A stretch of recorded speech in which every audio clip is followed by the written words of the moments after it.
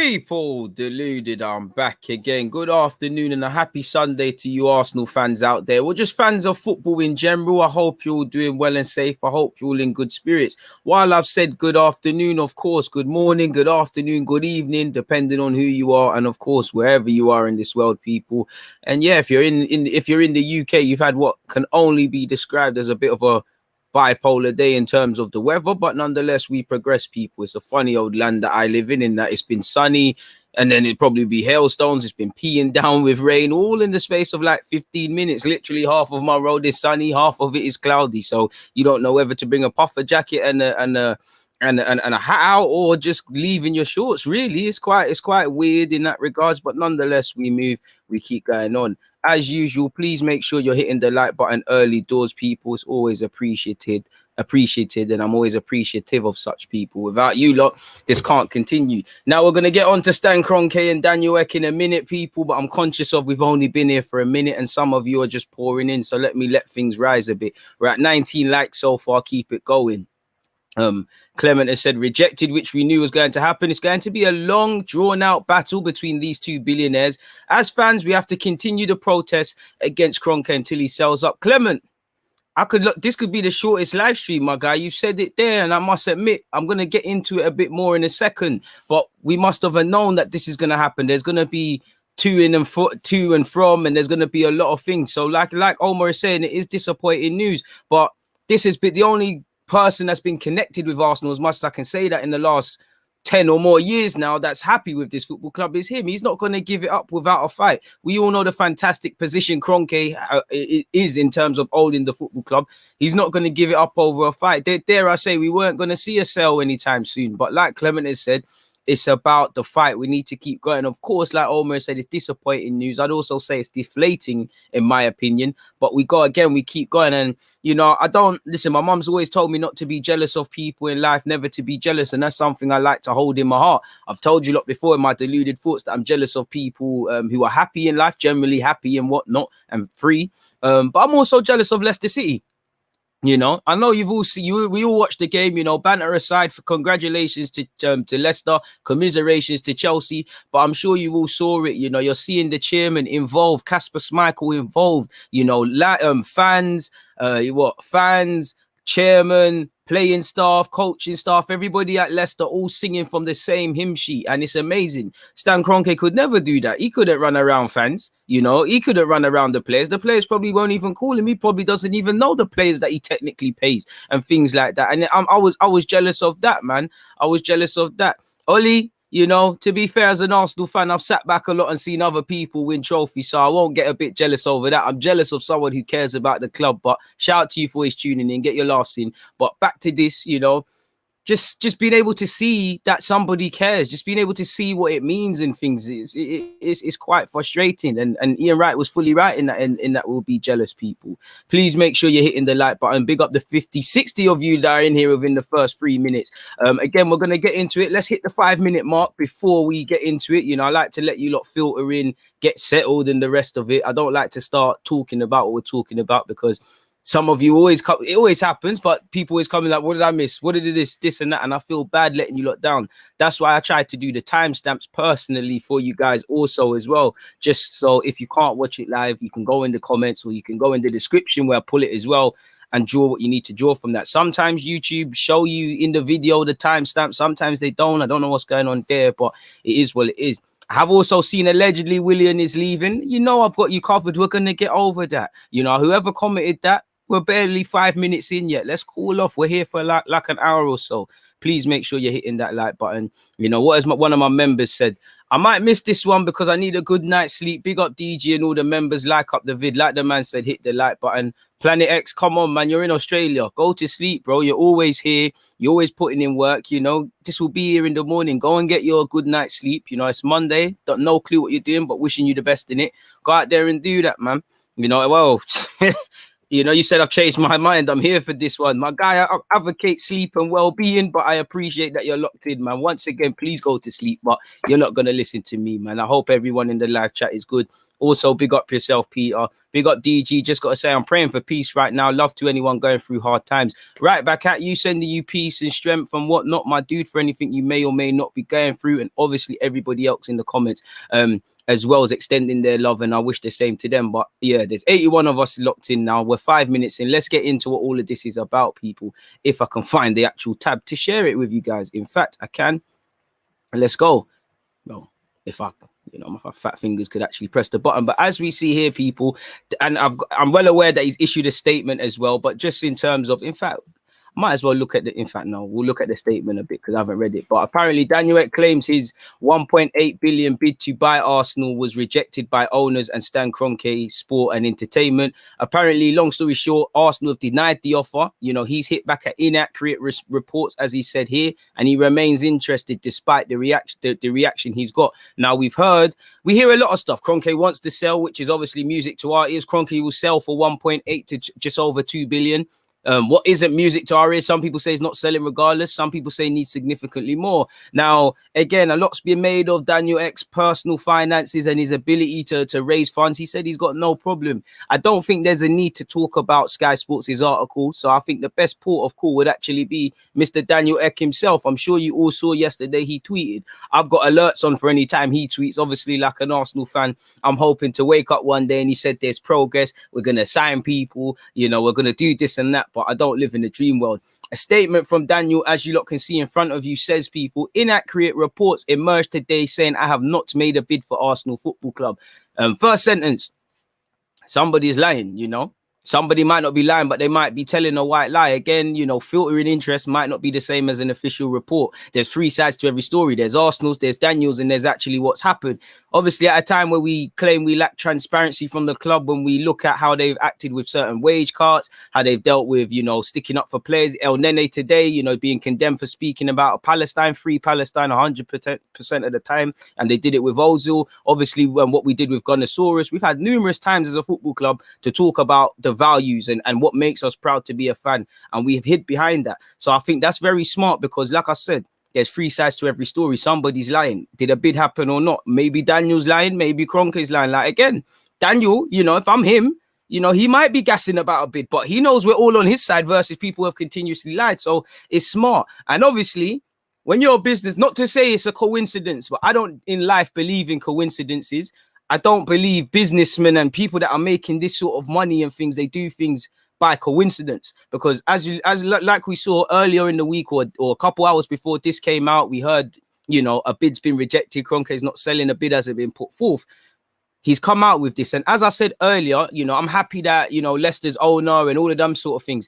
Is it any coincidence this came out on the aftermath of the Saturday, people, when we saw how the owner was on the field and whatnot? Now, I'm not saying he's looked at them and said, yeah, this is the time to tweet, but I'm just saying it's something to think about. It's simply food for thought. As I said, these businessmen are ruthless, they're cerebral, they're most importantly calculated. So I don't think anything is mere coincidence. I think it's all at a right time. When you see Ian Wright talking about I'm jealous, and I've said I'm jealous, and you lot are jealous, and you're jealous of anything that's going, any club that looks like they're all singing from the same hymn sheet, I don't think it's a coincidence, but I'll leave to you lot to draw your own conclusions in that regard. So first, let's sentence kind of picks apart. We question Arsenal and Super League as well. We question Arsenal's morals and that. We question if Arsenal tell the truth on the best of days, because again, what we hear from the owner, actually the manager in recent weeks, and everybody connected, words are free, doing is expensive, and 9 times out of 10 the words ain't mashing up. Like with Josh Kroenke, be excited and all of these sort of things. Be excited to be in no Champions League for 25 years. I'm 26 years of age, so that's first time for everything really. But he's also said this week an offer was made to both Josh Kroenke and their bankers, and that included fan ownership, representation at the board, and a golden share for supporters. Now, obviously, these are things that entice you as a fan, boardroom representation. Now, obviously, if no fan is going to be there and say, yo, we want you to sign this guy and that guy, but to know there's a fan there is good. And again, he might actually, promises are comfort to a fool. I don't doubt Daniel. But what I think, people, we need to do, and myself included, I think Daniel's the right guy. He'll bring Arsenal to where we need to bring to. I think he's got integrity. But then I have to rein it in for myself personally, people, and I'd preach the same, because we don't know him from Larry. We don't know. You know, I'm not saying he's a liar or anything, but businessmen will tell you one thing and do the other.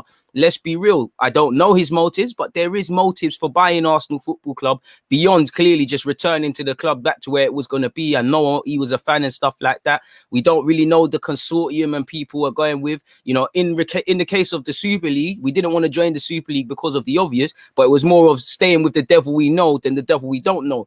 I'm not calling Daniel a devil, but we don't know Donny. And I think it's a bit reverse. Like, you know, I'd rather try what he's on than what we know stands on. Because at least I think Daniel, you could show him the 25-man squad and he could put together a best 11 or he could tell you something. I bet you Stan Kroenke don't even know who David Luiz is.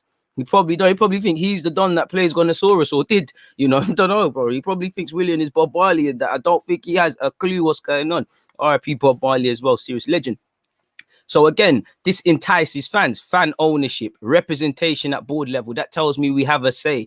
Golden share for supporters. Again, away from a share, golden share. This is all good language. This is gassing you. This is telling me I'm trying to buy the club. You man are lying. I'm trying to do all of these things and you're not on nothing. Obviously, like I said, the timing of this, you know, again, it's interesting because on top of this, like I said, on plus points for Daniel, people are looking like liars, and we all know with the Kroenkes, it's not that they, I don't know if they care about their family name and their representation, but people, it just gets to the occasion, like, you can say what we want, you can say what you want, we don't care in it. Like, Stan's never going to come out and defend him, he don't care in it. He probably just saying, you lot don't pay my bills like that, beyond me just robbing you lot as fans.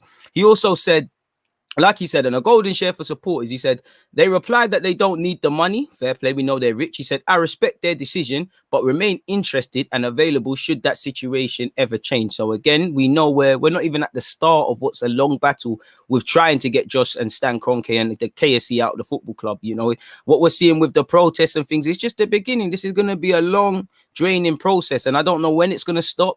I don't know if this is going to be the right thing. I don't know if this is going to make a change, but we have to try in it.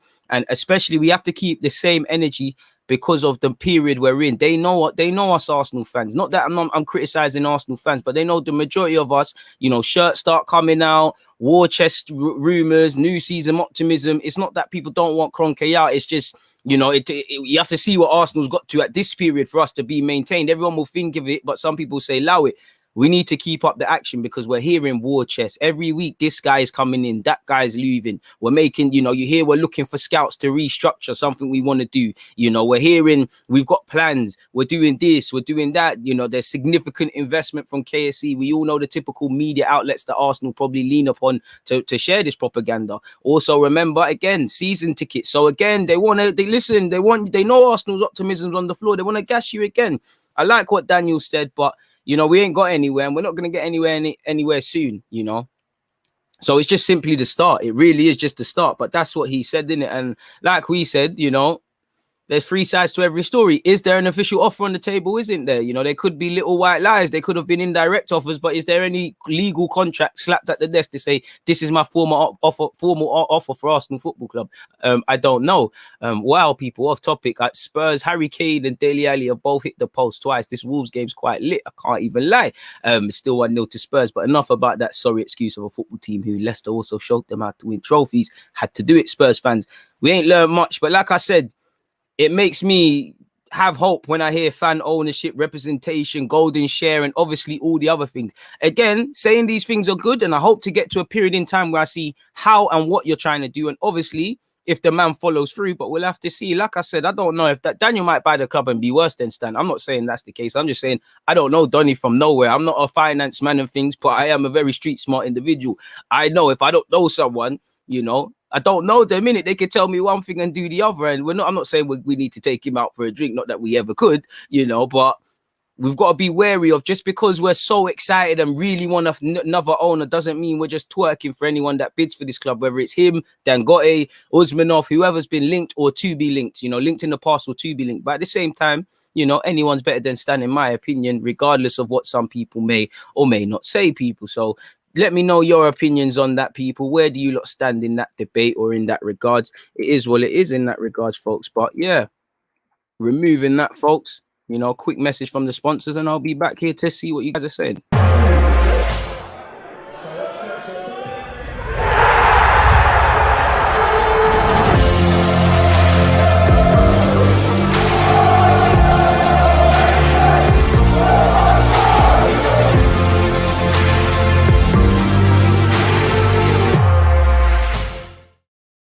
So yeah, big up everyone. Please make sure you're checking out the link I just dropped in the live chat or in the description. But moving on with what you lot are saying, make sure you're sharing it on all platforms.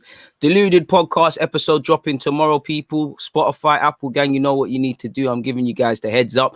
Check out the pinned message as well, because although I haven't done the thumbnails or anything, got my guy Luke, man said Luke Shaw, you know, Curtis Shaw is going to be here tomorrow. And I've also got Matisse, and we're going to be speaking about, with Matisse, I think we're going to talk about who would be in our player of the year, who goes to the Euros. You know, I'm not going to have Matisse here and not ask him, have a bit of banter, but obviously ask him what happened with the Leicester game, people. So make sure you lot are here. Tuesday, I'll obviously do a little preview, maybe Monday, but I'd say Tuesday, because that'll be overloading you lot with content.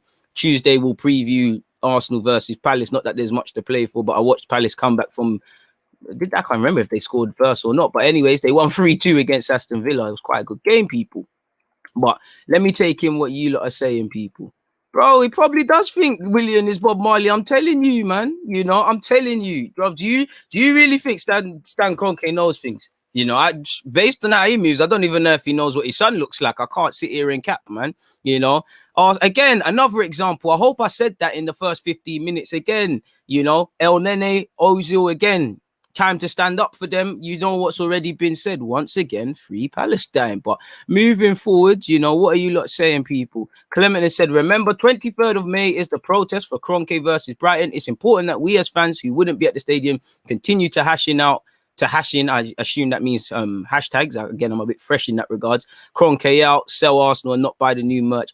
I can't lie though, man. That away shirt though, it's like, I hear what he's saying about the merchandise thing, but you know, I'm sure people don't agree with Rupert Murdoch. They still got Sky News and whatnot. So I'm sure people don't agree with the BBC. I'm sure a lot of people still pay their TV license. So yeah, I agree, but it is what it is. Davis saying KSE won't listen to nothing below 2.5 billion, which again, one thing that gives me hope is surely Daniel Ek knows this. You know, in business negotiations, rarely are you going to put an offer and they're just going to agree unless there's other sort of anomalies. So we know it's going to be difficult. My only hope is that, and I don't know, because I don't know Stan or Josh as emotional people, but I'm just hoping that they just get to a stage where Arsenal could win the Premier League, which we can't, but I hope we could, and we still want you lot out. Like, for me, I know the language will change, people, but for me, even if they brought Lionel Messi, Kylian Mbappe, Neymar, all of these guys, somehow Pep Guardiola says he's leaving City, he's coming to manage Arsenal. They really give us this war chest to the point where we're violating FFP. They could do all of that, people. Sign all the things we need. For me, you still got to go. You still got to go. And certain people might say that's harsh, but you still got to go in it. Like, that's what I believe in it. It needs to be made abundantly clear. Regardless, you lot still have to go. And even that is a push, but we have to try, man. Hope everybody's calm, man. Keep your opinions coming in, man. Stan is the actual owner, but it's not on paper. Not sure. I think it must be on paper, man. We do need Spurs to lose or draw, but I think they've got this in the bag against Wolves unless they do what they have been doing this season and switch off. Second half has all been Spurs, you know. Reguilon went close.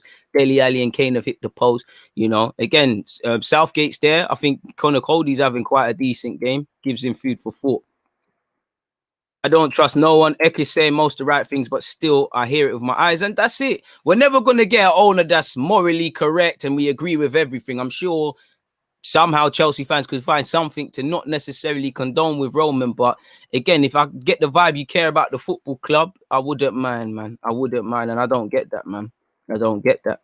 I really don't get that. Don't need the money. They want him to make a higher bid. Daniel is 8 to 10 steps ahead. He knows what he's doing. They both do. They both do, you know. I think on one hand, this isn't going to happen, but I do think it's more feasible than a pessimist in something like this, than a pessimist, self-proclaimed pessimist for stuff like this in myself thinks. I think it can be done, but he don't need the money. It's not like he needs it or he ain't got a roof over his head. He doesn't need the money. He needs Arsenal to be a pearl in his chest, in his war chest, and be used as collateral.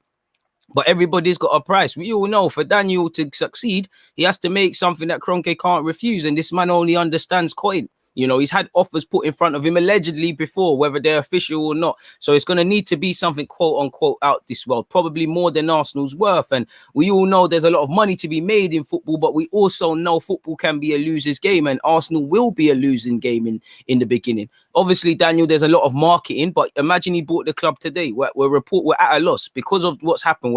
I know there's a profit somewhere, but we're at a loss. We're going to need to probably rip up some contracts, get some people in, you know, change things in terms of structure, renew people's contracts, get rid of certain players, bring people in on the sporting front. A lot of things that are going to be at a loss. You know, we've got operating costs, but that I'm not saying that as a criticism. That's just a fact. There's a lot to fix up. So if you're going to have to do that and pay something over the 1.8 billion, which you might not even deem Arsenal to be worth, that's where you're going to see it, because at some point, everyone's got a price. You can love Arsenal as much as you want. It's feasibility. And as we see, he's messing with some consortium guys and all these things. How far are they prepared to go? Because I could sit here and do the Disney Channel thing and say, you know what, he loves the club. But again, loving something and money comes into two different things, people. you get where I'm going with that. So we're going to have to see where that one is going, in my opinion.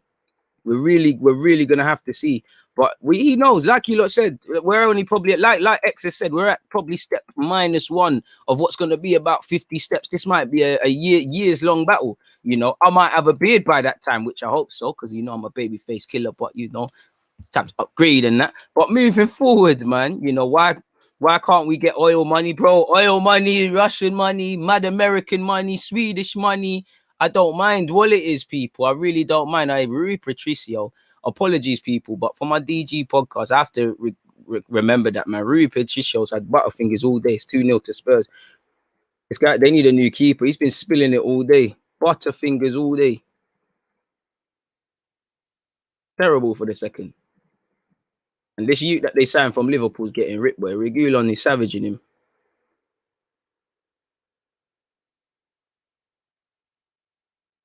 Oh, he shouldn't be spilling that from Bell. That's tired, man. Professional football. Even when Kane hit the post in the first half, I think people were gassing it. It was dead. This keeper's fraudy, man. I'm a bit sour because obviously Chelsea lost yesterday. I wanted Spurs to lose as well, but it ain't happening. If we want Arsenal to succeed, then we need KSC to succeed. Can't have one without the other, bro. They've been succeeding because they've seen it increase in value. They leverage it. They're succeeding. I hear what you mean, but it ain't making sense, man. Not what you're saying, because what you're saying makes sense, my dude. It's just that whole rhetoric. They're succeeding anyways. They don't want to win stuff, or they don't want a team that reflects them. They don't want a team, clearly. Again, you might not even give a crap about Arsenal, but Arsenal could be something to brag about, you know. Or, you know, I'm pretty sure him, John Henry, all them American owners, they all link up, and they all have friends of other business. And they're like, oh, what's that little team doing over there in England? Oh, my Arsenal team. I don't even know the players, mate. But we're you know, since Wenger, this guy has done that, and this has happened, and that has happened. Do you know I could sell this? Bro, man, don't even want it to. He don't even want it something to brag about, something to just brag about on the dinner table. He don't even want to just let his nuts hang. Pause about Arsenal. He don't care, man. I get the vibe Josh cares a bit more, or I just get the vibe because Josh is younger. He understands that it is a dictatorship, nothing's changed, but you've got to show a bit more quote unquote empathy to people and all of that. I don't know if that's true, but I still think, like his dad, he needs to move people. Please make sure you're hitting the like button. Adama, can you make it 2-1 against Spurs? No, you can't, because you got the mad sprint. You just got no brain. That's why you're at Wolves and not Barca anymore, big man. It's going to be tired. Where we at in terms of likes, folks? Where we at in terms of likes? We're only at 101 likes. We can do much better than that. Please make sure you're hitting the like button. It's a false promise. It could be. You never know, man. Funny how life works. Thing that confuses me is that doesn't Kroenke own the Denver Nuggets? It's weird because they're doing really well this year. A lot of people say that, but, you know, if it's not Arsenal, it's dead, man.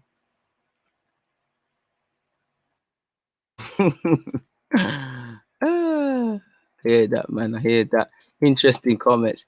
You come into USA for pre-season, bro. Yeah, if someone pays for the ticket, why not? That's a madness still.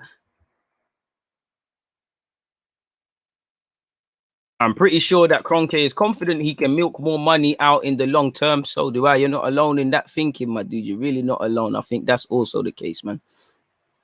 Marios is saying, could Daniel Ek return with a bigger bid? Well, if he doesn't, he's not serious then, isn't it? It's simple as that. Like, if he doesn't, he's not serious. Because, again, it was never going to be one and done. It was never going to be even that. Kroenke is going to want to kind of save some kind of want to save some face and make out that, okay, cool, you didn't force me out, I set my price, and then this happened, man. I don't know. Listen, the guy on I think my left, technically, you know, him over here. I don't know about the guy on the right though. You got Daniel though, man.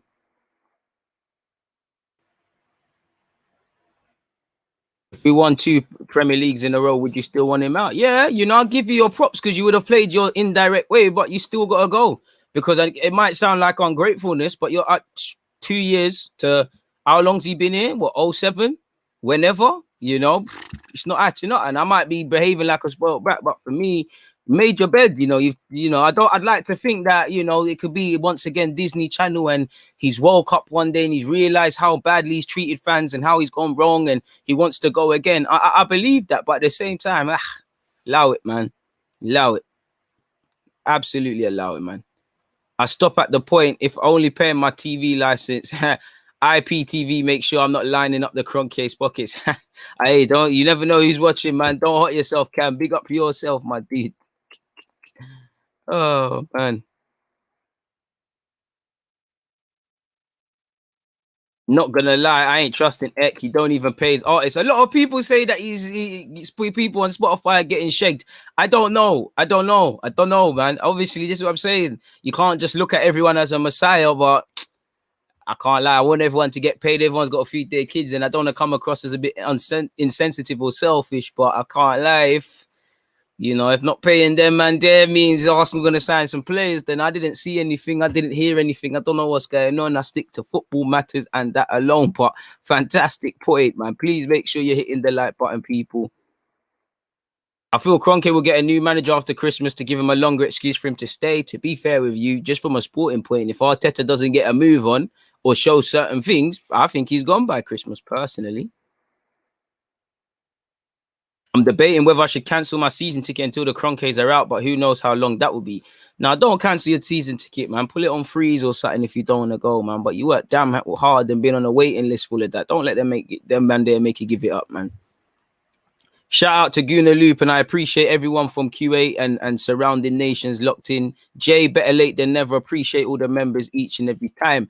Tino has said something, and I'm not gonna see. I don't know what's going on with Denver Nuggets and all of these other things that he's doing. If they are succeeding, whether it's through him or not, obviously it's going to make me as a fan sitting here in the UK and thinking, what's going on there? Are you just using Arsenal to profit elsewhere? I don't know. But apparently Tino said the Denver Nuggets literally has nothing to do with Kroenke doing well. It's way easier to have dead owners in the NBA rather than in football due to how much you need to spend in the transfer window. So again, I'm not knowledgeable on anything he's doing with the Denver Nuggets, but I appreciate the point that the counterpoint Tino's made to another point. It's all education, man. I've already spoken on that, and allegedly, again, these sponsors, it shows them where they're at. And if Arsenal have threatened El Nene or done anything, even reminding him of his responsibilities, what the hell are you talking about? Him speaking about a genocide or him speaking about kids being bombed, and now even hitting up media outlets for silencing people. Now, him speaking about that, for me, it's an absolute joke, but we all know that the higher powers at play and all of these sort of things, man.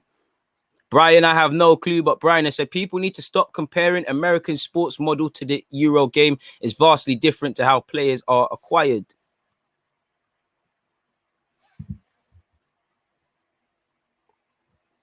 Again, you lot know more than me, but someone said, what? That man has to pay players like 200 M's? I don't know, man. I don't know about basketball and all those sort of things and what's going on and all of that, man. Teddy doesn't have art. He doesn't have artists. He's not a label. He's an advocate for pushing for more artists. It's a slow process. Seems like everything is more of a slow process with this guy than really and truly. That's a bit mad. But I'm loving the opinions. People keep them coming. You're like educating me. I don't know nothing about the structure and how really it interlaps. No, I just had to make sure I'd still be Kroenke out. Big up DG. Do you know what? On one hand, like I said, it's still him out. As I said, I would give him his credit, because again, I can't just sit here and say you're not doing this, you're not doing that, and then if you were to do it in this hypothetical world, not give you your props for doing that. I believe in equality, but I believe in being able to praise someone for something and still not being able to trust them. Like, I just still wouldn't trust Kroenke. He could invest in DG, I still wouldn't trust Donny, but make him pay that into some random Bitcoin account and just vanish with his piece, like, because it's cronky and whatnot. It is what it is, man. Please make sure you're hitting the like button, man. Please make sure you're hitting the like button. What else are you lot saying, man? Enough about the draft picks and all of that, man. I don't know about NBA, man. You lot need to come and make the stream. Please stop spamming. It's not going to make me read out what you're saying. What happened? I'm late at maps, bro. You're going to have to scroll back, my guy. Moving away from Stan Kroenke, people. Again, there's a lot of talk about Willian departing and Willian this and William that. I know what you lot probably think and what you want and all of those sort of things, but let's actually get into that, people. 1 second, because I can bring that one there up for you. Also, there's nothing really to bring up. It's just, you know, the transfer guru, godfather, mafioso, in which is Fabrizio Romano. He has said after David Luiz, also Willian is expected to leave Arsenal this summer. There's interest from European clubs and from MLS. Inter Miami wanted him last summer. Arsenal are waiting for official bids now. There's so many emotions attached to that. First and foremost, David Luiz, you're still extremely error prone, and I think people need to allow it, man. People are looking at David Luiz like he was some messiah. I think it shows another example of fans being able to just call the truth. It's always one extreme or the other. In that, David Luiz is I was one of the biggest critics of David Luiz's signing. And I think I was backed up with ultimately a lot of mistakes he's made and things like that. But I also think he's been a much better signing than I believed he would have been. Fair enough, my expectations on the floor. But I really think he's been a leader. I do think when your team relies on Xhaka and David Luiz, as error prone as I think they are, you can only go so far. But I think to a degree, Xhaka, more so David Luiz, you stood up to be counted when we've needed you. You know, I think you're a man of integrity. You've actually played well in form and things. So big up David Luiz, whatever you're doing in your next step. Willian, hopefully, you know, is expected to leave. He damn well needs to leave. And if there's interest from European clubs, again, keep it moving. One has to wonder what's going on in that regard specifically, people, because all we heard this team in Europe wanted you, that team in America wanted you, Chelsea wanted to keep you on a 2-year deal. Clearly, they're not as stupid as us. But you wanted to stay in London, you know, your family. Again, we don't know if the restaurant business is correlated, but I have to mention it. You got the restaurant business. Again, you wanted to stay, and I'm not one of them, man, who sit there and say, oh, because he's old in football terms and he's won it and he's come to Arsenal with all the problems we've got. He's got no hunger. He's got no desire. He's got no this. He's got no that. I believe you can, you know, I think footballers always want to succeed. You know, clearly Willian doesn't want to have the mediocre stats and the inconsistent performances. We've got to be a bit real. I think guys want to succeed, but this is where Arsenal have been wrong. And I can't really forgive the Willian one, but what I will say is in life, in general, things go wrong, transfers go wrong. And to get better as a club, we need to make sure that less transfers are going wrong, like you can see with many of the people on loan and the man we're speaking about. But you also have to have an exit plan, you know, and there's not really a good exit plan when you look at Willian. You know, there's not an exit plan because, again, the first thing that scares me is Arsenal are waiting for official bids. Bro, you need to be letting man go for free. Because again, no one's gonna buy him for a transfer fee. Give Willian whatever wages he wants. We're gonna be in an issue there. And are Arsenal gonna supplement some of these wages? Where again, Willian needs to go. Paying some of his contract is better than all of it, but it's another unnecessary L. You know, it's another one. Yeah, you got rid of Ozil. Again, it's about learning in hindsight. You must have known for a while you was trying to get him to cancel that. Why did you give Willian? A blind man could see from a sporting point of view. Nobody thought Willian was going to be as bad as he has been. And I didn't want him to be signed, but okay, depth, all of that sort of stuff. I could understand it, but he's cost young players minutes. All I would love to know is the minutes per goals and assists that he's actually cost the football club. He's not justified them wages. He's not justified a spot in the team. He's cost young players. He's cost Pepe, Martinelli, Saka, Nelson. He's cost all of them. Now, he ain't really cost them because he's not picking himself. Arteta. And it highlighted the stubbornness of Arteta because, again, whether you wanted him or not, Arteta, you sat there and said it was your decision. It was your guy. So when it's your decision, to a degree, you're going to want, you know, you're going to have pride. And it took a while for him to drop Willian. Yeah, Willian had a little couple games in Europa. He's living off the Fulham game and he scored a fantastic goal against West Brom, a free kick. We haven't, you know, somehow we've got him for free and it's been expensive, much like Mkhitaryan. Again, not learning from mistakes. European clubs, does he want to move to Europe? Again, if I'm a European club with what's happened, I'm not spending a transfer. Any team, do you really want to give Willian a transfer fee? Arsenal transfer fee for Willian and a sign-on fee for Willian and take on his wages, whatever they are, because I'd imagine he wants something, if not more, close to what he is on at Arsenal. You know, it's a terrible one, really. And this is what I mean about the football club. It's not just the big signings, it's the free transfers, it's the loan signings, you know. Ceballos twice. Have we got money's worth? I don't want to throw Odegaard in there and be reactionary, but have we got Odegaard? Have we got Odegaard's money worth? We damn well ain't got Willian, so we're not learning, you know. When you're not learning from in hindsight and applying better foresight, you can't really and doing the same things and the same practices, you can't expect much. And this is something where pre-season is going to be fucking tough for Arsenal. Pardon my language. You got players playing in the Olympics. Shout out to Martinelli and Gabriel. Couple players will play for the at the Euros, and ironically, a couple of them want to leave. So you're going to have to deal with Willian's future, Xhaka's future, Lacazette's future, allegedly, Bellerin's future. Get some of these loan players out. Talk to people who are coming in. We're trying to buy scouts and stuff like that. Bring in scouts to the club. So there's a lot to do. We know we can't do it all. This is why I hope that the club hasn't just woke up this week and said, oh, yeah, let's start thinking about what we're doing in the summer. The bulk of this summer business should have been I should have been dotted and T should have been crossed for me in the winter months. Of course, if you get Europe, if you don't get Europe, in life things change. Things change and spanners get thrown into the works and all of the rest of it, folks. But you get the point. Obviously, for Willian, it's one more less of that agent's players for the people who don't like the agent.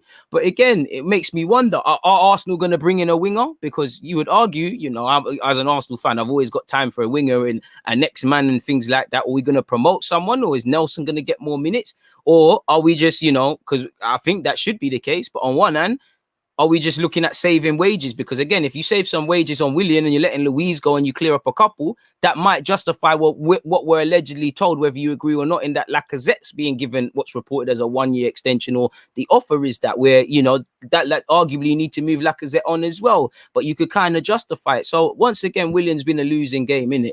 Again, the statistics are mediocre. Let's be real, you know. He's had a tough season mentally, but again, can only ask yourself, because I haven't seen it. You look off the pace, you don't look serious. Again, the worst thing is having a player that isn't good enough, lacking confidence, which has been Willian. I have sympathy from a human point of view. And, you know, at one point this season, it wasn't even, I stopped getting at Willian, because at one point, you have to start looking at the man who's selecting the player. And he was playing Willian when evidently my man was upset and stuff. Don't get twisted. As poor as Willian was, I think Willian started getting into that dangerous area, because fans don't want Donny, is that he's starting to become a bit toxic in that everything is all his fault sort of thing, where it's not always that. So again, a blind man could see Willian was a bad offer. And also you got to think about exit plan. If we're talking about being self-financing, not that you're being bad mind or you want signings to not bang, but you've got to think, if this goes tits up, how could we go? How could we get in there? My guy, it doesn't have to be Reece Nelson. I'm just giving examples, whether that's young players brought in or elsewhere. I'm just throwing examples. But like I was saying, you've got to have an exit plan with people like Willian. If it worse comes to worse, how are we getting out? You can't get out when you've given man that much peas, a 3-year deal. You can't get out, and you've seen the madness. You know, you can't get out of that. Also, one thing I will say in Willian's defense, I think he's playing poor. I think his problems are with him as much, but I have to look at Arteta, because Willian has been, I speak to a lot of Chelsea fans, because, you know, we all got, when you're in London, you know, you got mates of all different clubs, and they told me Willian's always been frustrating. I was like, to him, real talk, has Willian never been this bad though? He's like, no. So I'm like, all right, cool. Clearly I can say he's declining. Obviously Arsenal system and caliber of fellow players, Willian might not be able to hide and whatnot, but I have to look at Arteta. If not directly, I just feel Willian paints a part of provides a puzzle piece, because, you know, Willian's been frustrating. But same way, this has probably been really really terrible. So like, there's got to be a reason why he's been so terrible. Aubameyang has not scored goals. Lacazette's bagging for fun by his standards, but he has struggled under Arteta. Pepe had his struggles, you know, Martinelli and this and that. Saka at a point, you know, all the cams as well. You know, when every attacking player has had a bit of question marks or tough periods, they have to ask themselves the question, because they're part of the collective. But at the same time, I have to look at Arteta, because, you know, what are you doing in the tactics sort of thing? But that's the only defense I can give him, people. I want to see the back of Willian, innit? That will be exciting for me, because that will tell me you're a bit serious. But also, I've got some more thingies here, people. As I already said, I already spoke about what is the fallout plan, because it's all fun and games saying sell him and whatnot. You know, the best example for me is somehow you say you can go for free, Willian, do what you want. That club says we'll give you a decent contract. It might not be Arsenal's, and he says yes. When I look at it, he's getting on in football. He's got business interests. football is, you know, you need money after making it. So what's the fallout plan? You know, will we, you know, if he is European clubs, as I said, what European club is gonna, well, realistically, even if you want to buy Willian, are you gonna give Arsenal a transfer fee? I hope we do, and his wages. So are Arsenal gonna have to come to a compromise? You know, so a club might say we'll take him for free, but you got to pay X amount of his wages. Certain players, you know, to a degree, paying 10%, 20% is better than 100%. I hear that. But again, there's an issue. If you cancel his contract, obviously there's an L there. You know, if you could get a transfer fee and whatnot, it's an L. If you tear up his contract, Arteta said it, hope it doesn't come to these things. But once again, there's going to be egg on our face. We're losing money. It's another example of, as much as it's a Kroenke out thing, the people that away from Kroenke being terrible, and again, not to excuse him, you know, the people that are in charge of significant finances or signing off for things, they're making the wrong decisions, because whether Arteta wanted Willian or not, Eddie, you should have seen, he's not 30. But we looked at it and you should have seen how bad it looks, because it looks like we're doing a crash thing. It looks like players are like, I might stay, I might not, I might stay, I might not. It's all Sunday League-ish, in my opinion. You know, again, for me, scrolling back up, people, well, we're going to talk about this in a sec. But for me, again, do we want to move Willian on, or does he want to go? There's a difference between the two. Is Willian saying, you know what, I don't want to stay in London no more. I want to go back to Brazil. I want to try MLS. I want to go to a next European country. I want to even go to another Prem team. I just don't want to be at Arsenal. Then that's cool. We can finesse that. But does he want to go, or do we want him to go? There's a big difference. Like I said, he's happy with his family there. You know, he's got a big deal, 3-year deal at Arsenal. Again, apparently, you know, he buys into Arteta's project. Arteta at this moment isn't going anywhere. You can see how difficult it is. You know, he's Arteta's guy, and Arteta's pride is somewhat on the line against him. It took him, you know, Arteta really tried to die on his Willian sword. Pause. Looking at that, people, as well, but just me as a fan, you know, again, when I look at the culture of this football club, and we're going to get onto it in a bit, the key members of this team, or indirectly quote unquote key members, it looks like, I don't know if they're really committed to this thing, because again, Xhaka, Bellerin, Willian, Leno, they've all got 2 years left on their deal. They're entitled to think about their future and think about the next steps. But it just feels like the club don't want to move these lot on, with the exception of Bellerin. You know, they might want to move Bellerin on, but the club don't want to move on Leno. They don't want to move on Xhaka. They gave David Luiz a new deal where he had a good season this year, but some would have said, listen, last year was the time to clip it. Do we want to move these players on?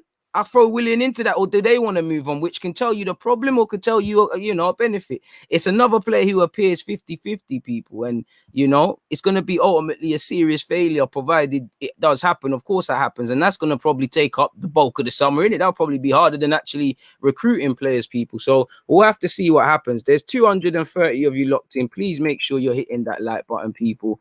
Please make sure you're hitting that like button. Get your opinions in also.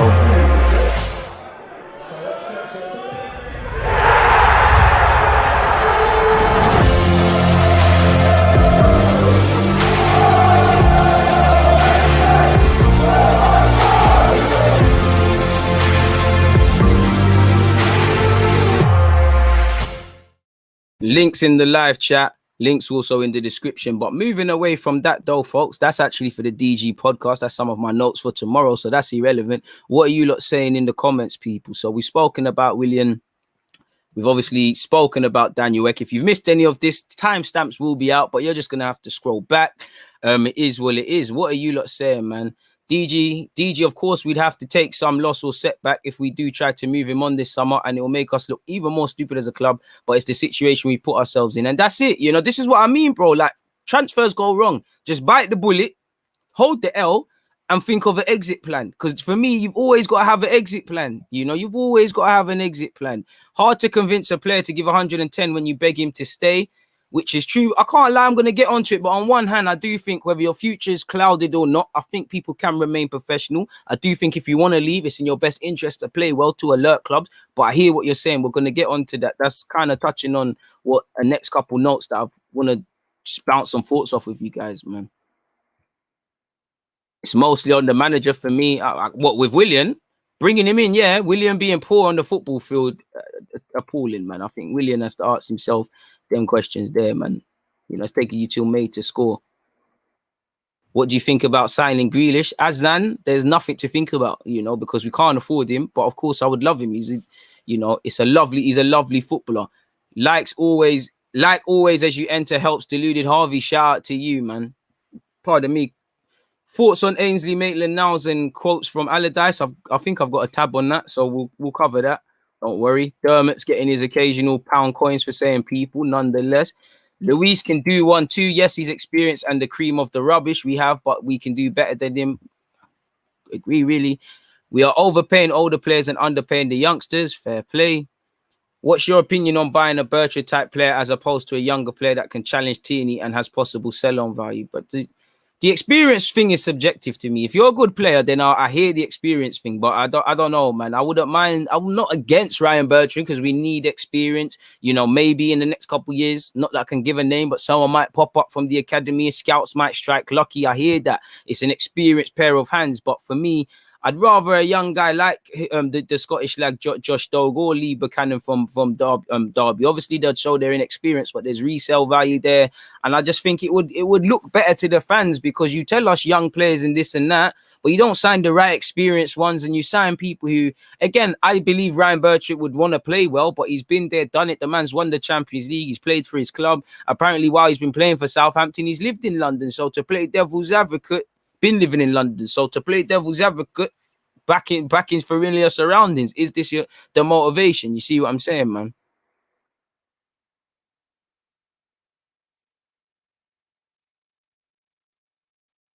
I wouldn't say he's a fool. If Arteta plays Leno or Xhaka, he's a fool. They deserve to be dropped for chatting. I think that's harsh.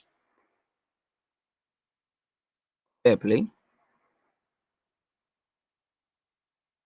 I don't mind plus 30 players, but some they have to be anomalies and they have to be good. We signed the man them with baggage. We don't sign Thiago Silva or give an extension to Fernandinho and them or a little keep seeing how far Milner can go in it. We don't get them sort of players there. We get these guys that throughout their whole career it's been plagued with inconsistencies and making problems. And you know, lo and behold, it's followed them their whole career. So it's gonna be there. I'm not really on it, man, really and truly. And exactly when you've got no consistency or identity across every fragment of the football club, there's just, you know, you can't really have a team, can you? Like, it is what it is. Like, it is what it is, man. Like, you lot are smart enough to get that, man.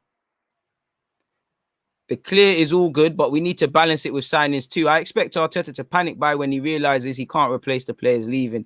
I'm a bit more hopeful because if you ain't got a plan for this summer, then you ain't got a plan in it, to put it nicely. And surely they do. But once again, the football club we support, possible of anything. Ainsley Maitland-Niles is on the bench, and yeah, that sets me up perfectly. Big up the 245 of you locked in. That sets me up perfectly to grab up to speak on this, man. You know, Tino is saying Big Sam spoke facts about Ainsley. So let's get into exactly what's being said about Ainsley Maitland-Niles. I haven't read it. I did click the article though. Ainsley Maitland-Niles handed warning by Sam Allardyce ahead of Arsenal return. We ain't trying to hear that. Ainsley Maitland-Niles will return to Arsenal with words of thanks and ringing advice in his ears. Play where you're told and score more goals. First and foremost, yeah. You lot got onto me when I said that. I was like, not that I'm onto Ainsley Maitland-Niles about scoring goals, but I told you, look, one criticism I've got of him on his loan spell, not that he's playing well, bad, because you're actually showing you can play in the Prem, but you're not standing out. Like, I don't know you're a Premier League footballer. You're not standing out in games. You're mashing work. You're doing the team efforts. Of course, there's been like 1-2 games he's played amazing, but the game's passing by. He puts himself around. He defends well, but, you know, he doesn't leave his mark in the game generally enough. He's not good enough in the final third. Obviously, I don't have him down as someone that's going to get goals and assists, but in the final third, he doesn't look quite certified for people. You know, it doesn't look certified at all, in my humble opinion.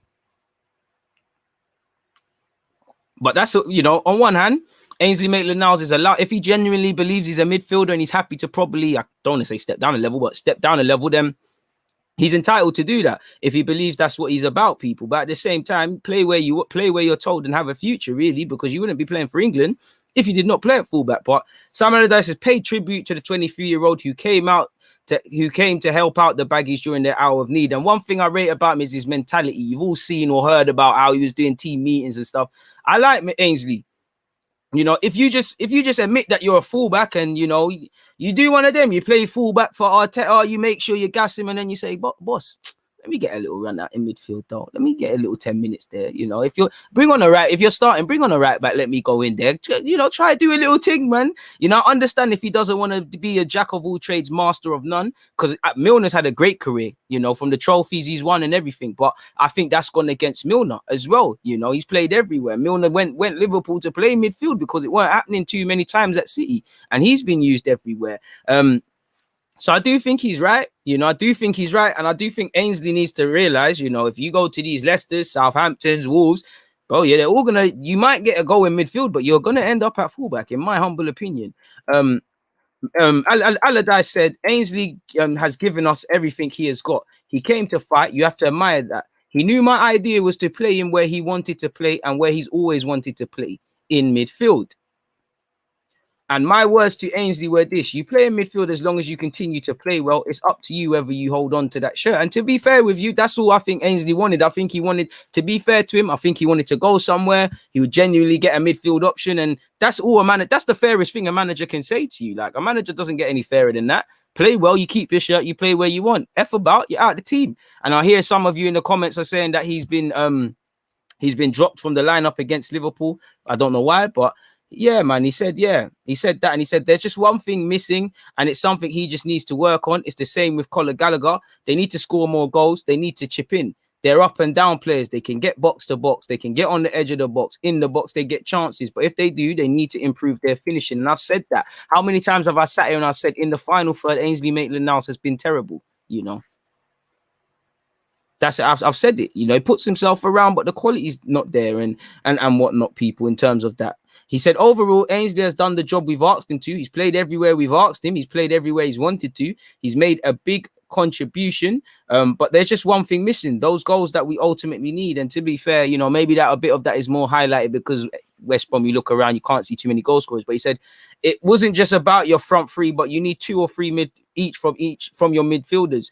And that could have made a big difference to us. And again, to be fair, you know, in 6 months, Ainsley isn't going to become a goal scorer midfielder. You should have inquired about Joe Willock if you wanted that.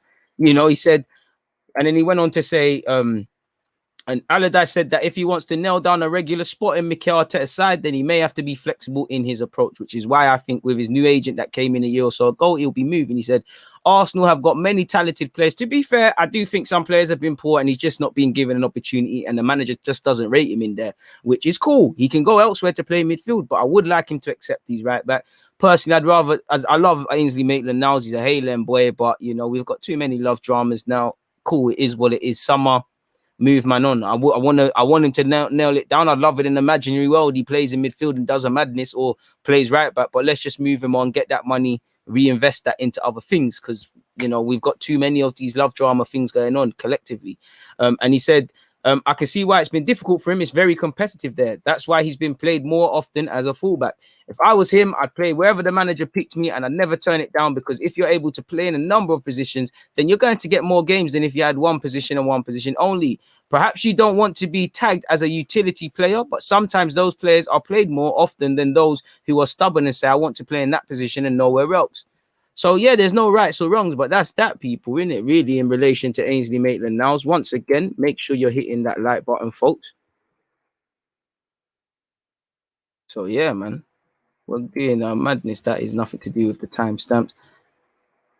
You've spoken about what's the fallout plan. That's nothing to do with it. This is what I want to speak about next. But before we get into that, I want to see what you guys are saying. Oh, shout out the Google Doc gang. Make sure you're hitting that like button. Shout out Twitch as well. Can't forget about you guys. Yes, DG, hope you're good. I saw a video that the owners are going to go all out to get Grealish. Is that true, bro? I don't know, man. I don't know the owners, man. Seeing is believing, but I think that's dream chasing. I think that's absolute dream chasing. Man, I think Joe Willock needed games, you know. He needed games. We could argue he could have done something here, but he needed games, man. And look, he's not looked back. He's getting games. How much of a likelihood do you think there is of us signing Basuma? I don't know in relation to transfers, man. I really don't know. I can sit here and I tell you, yeah, Arsenal might have 30, 40. You know, he's got the ex-Leo boys here. You know, apparently he was a fan and all. Think of all feasible reasons, my guy Josh, but I don't know. I don't know. That's it. No, I think people are talking about, or I'm talking about Ainsley in general. What he's saying, what Big Sam is saying, I get it in general. In relation to specifically West Brom, as I said, he's not going to become a goal scoring midfielder or improve them things over 6 months. And obviously, West Brom can't score goals for fun, as I said. So that's where I agree. I agree with the comments in general. That makes sense.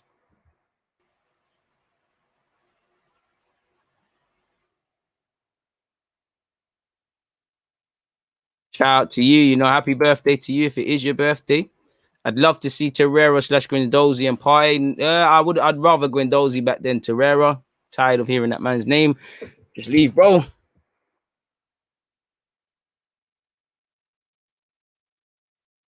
Simple as that. Lateness is greatness, man. DJ, I'm new to your channel. Why do you call yourself deluded if you always speak facts? I don't know if we're always speaking facts, but it's gonna have to stay a mystery, my dude. Nonetheless, I appreciate you, man.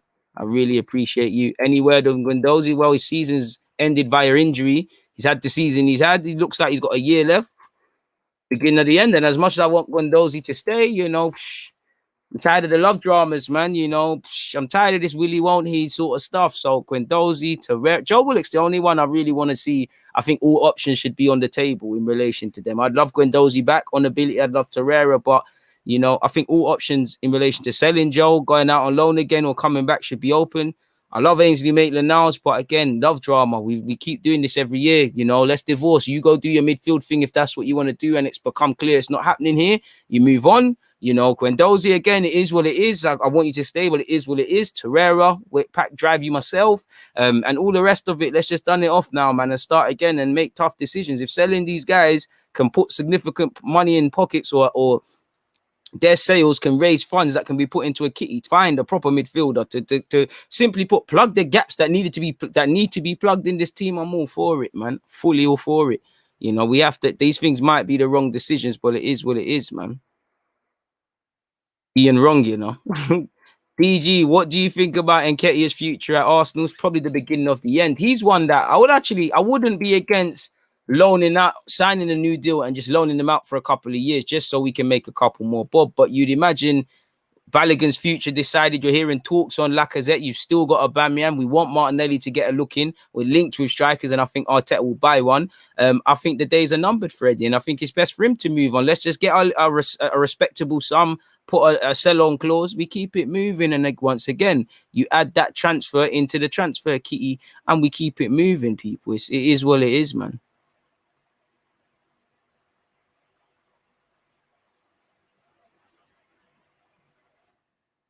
And bounce of Telemans is a baller like you saw yesterday, man. Like you saw yesterday, he's an absolute baller. Like, what more can I say in relation to that, people?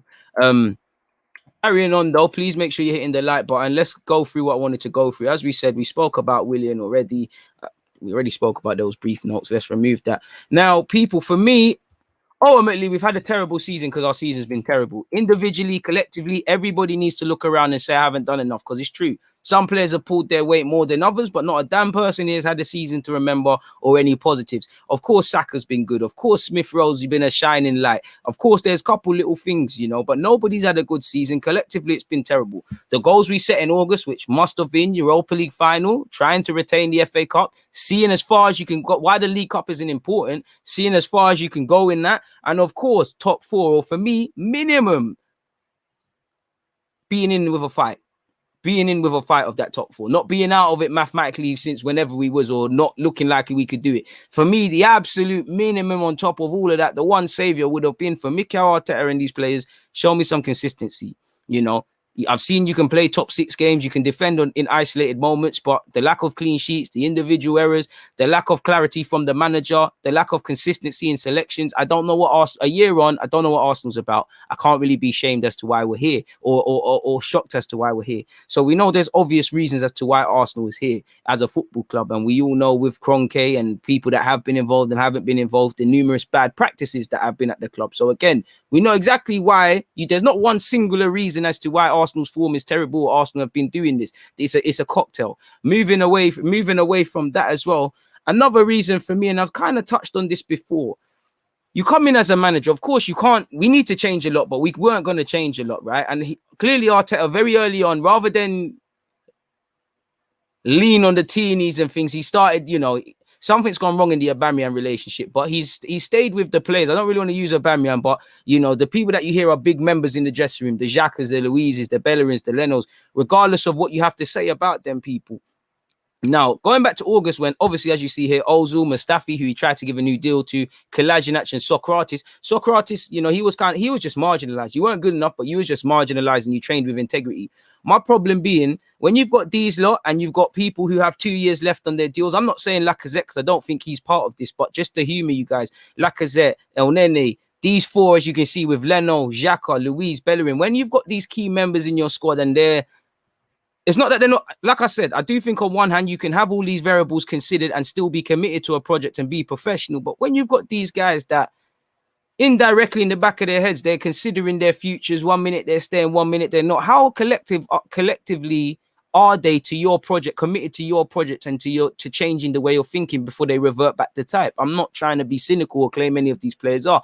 I'm just playing devil's advocate because there's even Maitland-Niles, who we just spoke about earlier. You could throw him into that just to paint it even more. There's too much lack of futures, Xhaka's considering this year. As I've been saying for months, he's got 2 years left. Luiz was doing the same. Bellerin's linked with moves away. Leno as well. It's like they're all linked with moves throughout the whole year. And it's like, how hard is it to build and sustain a new culture, new galvanization, consistent motivation for the whole season and a new mindset ultimately with players who from the start of the season have, on top of being part of this collective madness, going back to Wenger for some of them, they're all considering move with every game. How deep is it to them? Now, I would say no, because again, if you want to move, you play well, bigger teams are in for you. I'm sure these guys when they're playing these things. But like I said, on one hand, I believe people can do both, but and remain professional. And because surely a good team means, if you play well and you have a good season, you get better moves. But, when I look at it in simply average players with many options, as I put here, with a bunch of options, how are you going to get consistent motivation? How much are they going to buy into this project to the fact of,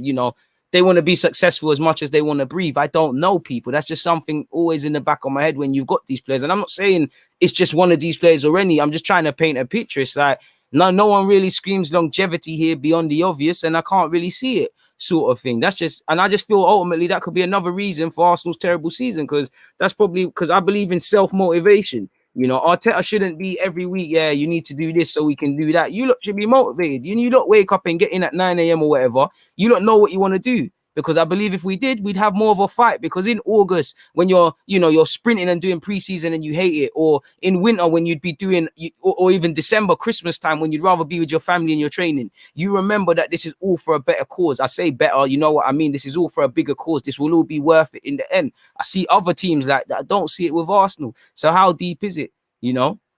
How deep is it? You've given Willian, if I throw Willian into this, could be a bit different, but you've given man a 3-year deal. You talk about how important he is, this, that, and the other. All of a sudden, man's considering busting out and things. And like I said, some players are obviously going to wake up and consider their futures in the summer and leave. But guys, this is a calculated decision. These guys got families. These guys are at ages where they need to get proper contracts and last big contracts and have last couple of experiences really while they're kind of in their primes. They're not just going to make this sort of slapdash. It just feels like a lot of them are waiting for the season to play out, which you've seen now. All of a sudden, these people are linked with moves away or leaving. Now, I'm not trying to be cynical or lead no hate campaigns. This is just how I feel as a fan. Could be one of these reasons, people. That, like I said, it is what it is in that regards. That's all I wanted to say. But yeah, what are you lot saying in the comments, people? If Kroenkes want to talk to fans, how come we went out of Europa where Kroenke's statements about it were about a bad season and no statement? Wish I had the answer for you, but I don't, my dude, man. I don't. And also, if we go back quickly, sorry, people, if I quickly bring this back, sorry, I appreciate that. But if I bring this back quickly, I was meant to do this now. Just humor me, people. Kind of remember the points we was making up and you lot were saying and disagreeing or agreeing to, right, people?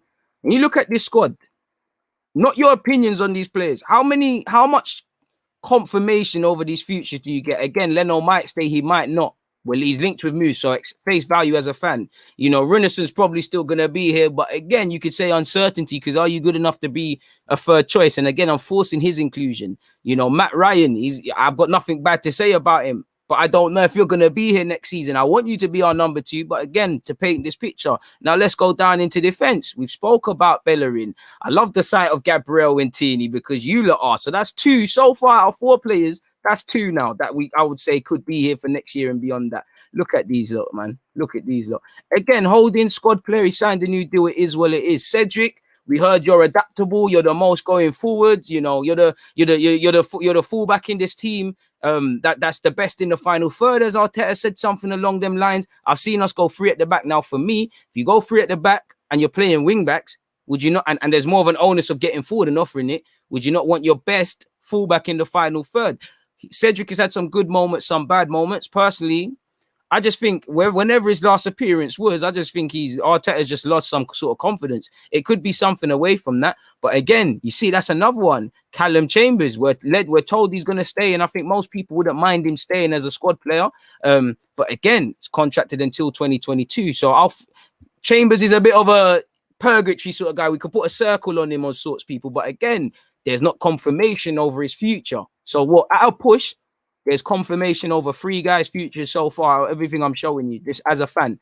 David Luiz said he's busting out. Now there's a 4th. Marie will be here. Shout out Marie, obviously. And then you look in midfield. Smith Rowe, give my man his new deal.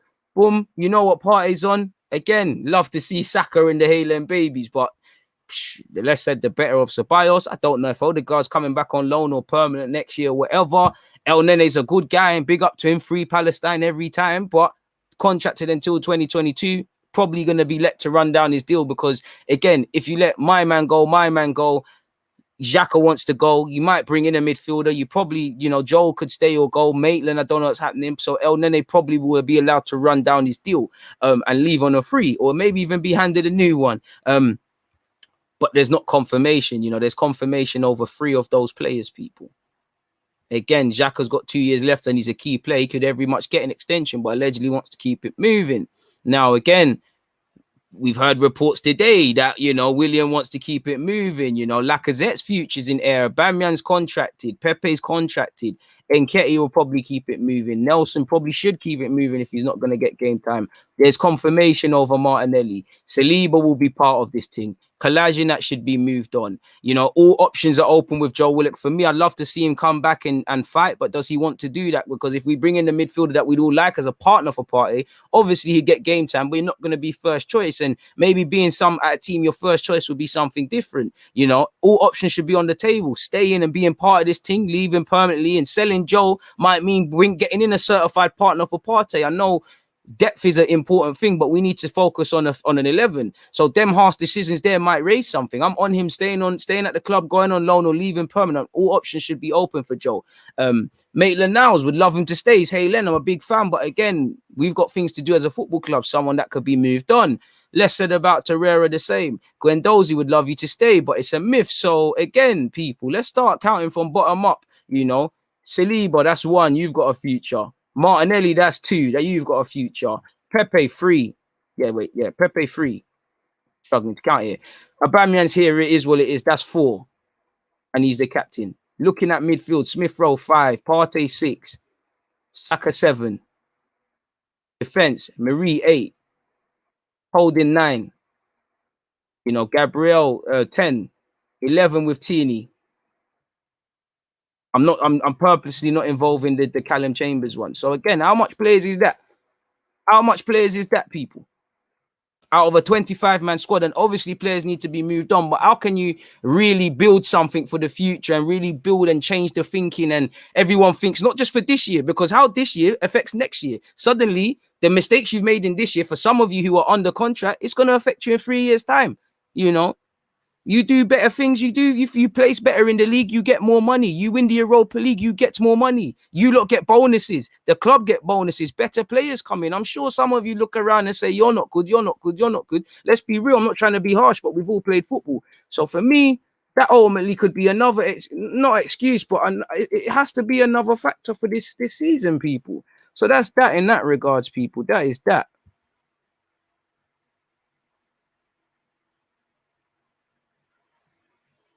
So, yeah, like you said, there's so many unanswered questions. Bro, we again literally 12 players, and I'm sure some of you would say, nah, that guy can go, that guy. I'm not talking about our opinions. I said they're realistic man that you think are gonna be here, whether you like them or not, are gonna be there. Psh, psh. Like I said, depth is one thing, 11 is another thing. It's mad. I think Nelson deserves a chance, but if it's off last season, bro, you have to keep it moving, brother. As simple as that. It's an absolute Mazzolini. I hope you're all hitting that like button, people. I hope you're all hitting that like button. DG is organized. I don't know if I'm organized, my guy, but I'm trying the thing, man. I'm trying the thing. I appreciate all of you, man. Champions League, myth. EG, I've been saying this for time. Arsenal have years of baggage. No manager is going to come in and clear out 10 to 15 in one season. We already sacked off a handful last transfer as well, and that's it. But that's why we need clarity, because I can take a couple people still on the books, couple people still here and there if the bulk of the business is done. If you grab the positions, I can say, all right, cool, do that in the summer, do that next summer, do that January. Because as you know, as much as I don't advocate some of these players, it's probably not healthy to move certain man on. It's crazy, man. Absolute madness. But I've been here for an hour and 10 minutes. I'm going to keep it moving, people. On that note, people, Deluded, I'm out. Please make sure you hit the like button. It's time to get something to eat. I'm going to be back tomorrow. So before I get out of here, let me promote this to you guys. Obviously, I haven't even done the thumbnails, but I'm going to be here 11:30 a.m. UK time with my guy Curtis Shaw. Obviously, I've got Matisse on this after. So on that note, people, BG, I'm out. And on that note, I'll leave you with a word from the sponsors.